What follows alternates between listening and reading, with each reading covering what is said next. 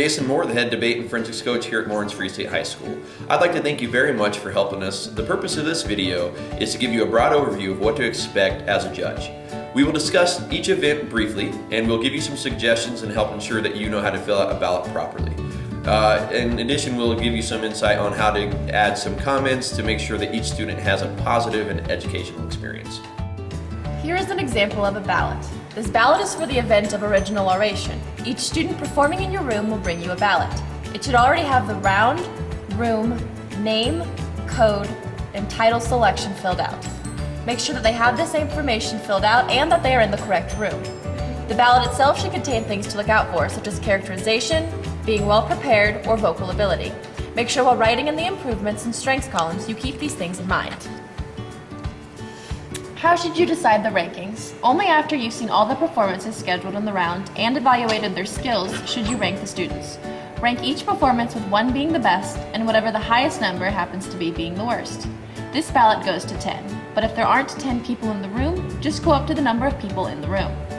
Quality ratings, however, can repeat, meaning that multiple students can get a 25, but a student that receives a better ranking cannot receive a lower quality rating than a kid with a lower rank. So for example, the student you ranked 6th cannot get a 20 if the student you ranked 5th gets a 19. It must be in numerical order. Interpretation events include humorous interpretation, or HI, and dramatic interpretation, or DI. Both are solo acting events in which the competitor prepares a 8 to 10 minute memorized play or script. For HI, they are attempting to make you laugh, and for DI, they are attempting to evoke, well, more dramatic emotions. In these interp events, the competitor is not allowed to use props such as hair or clothing.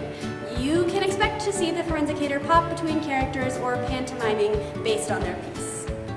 Duo and duet interpretation are the only events other than public forum debate that is allowed to have 2 people compete at once. The competitors team up to deliver a 10-minute performance without the use of props.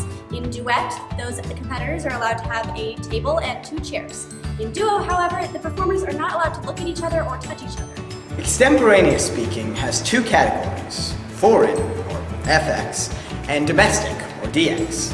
In both events, the competitor prepares a speech no longer than 7 minutes based on the question they receive right there, hence the name extemporaneous.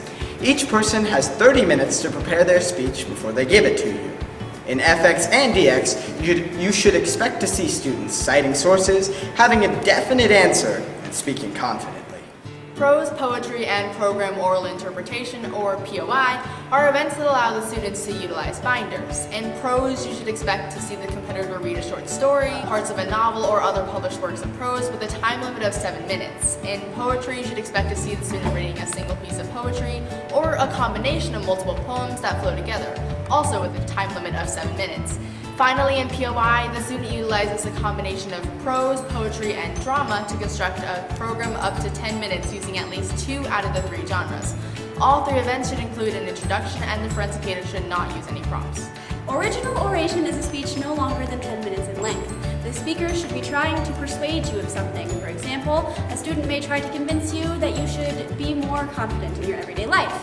This solo speech should be memorized and no props should be used. There are 2 forms of informative speaking, Info 7 and Info 10. The goal of an informative speech is to tell the judge about a topic.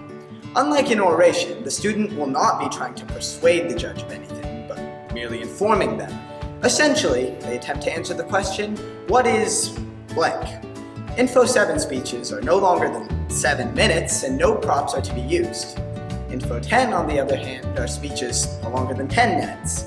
In Info 10, students are allowed to use 1 prop. Public forum debate, or PFD, involves opposing teams of 2, debating about a topic which, in our case, is asking whether the U.S. should withdraw its military presence in Okinawa.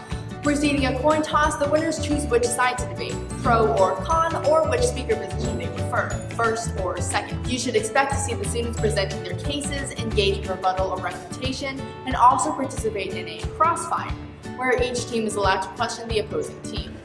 Congressional debate, or Congress, is an event where students from multiple schools compete in a simulation of the U.S. legislative process in either the Senate or the House. These competitors alternate giving 3-minute speeches for or against the specific bill.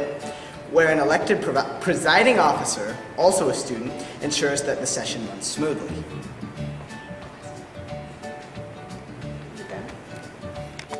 Lincoln-Douglas debate, or LD, involves a one-on-one format where students debate a topic, in this case, whether the U.S. ought to promote democracy in the Middle East. An entire debate is roughly 45 minutes and consists of constructive speeches, rebuttals, and cross-examination. Students may consult already gathered evidence, but may not access the internet during the round. Impromptu is a solo event in which each student will give a speech based on the topic they draw. Each round has a theme, and they'll draw 3 topics, pick one, and step outside, with 5 minutes to prepare. Then, they'll come in and give you a 5-minute speech on that topic.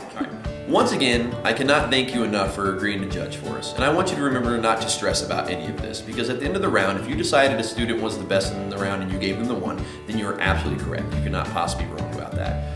If you have any additional questions, please do not hesitate to email me at jwmoore@usd497.org. Free State Forensics rules.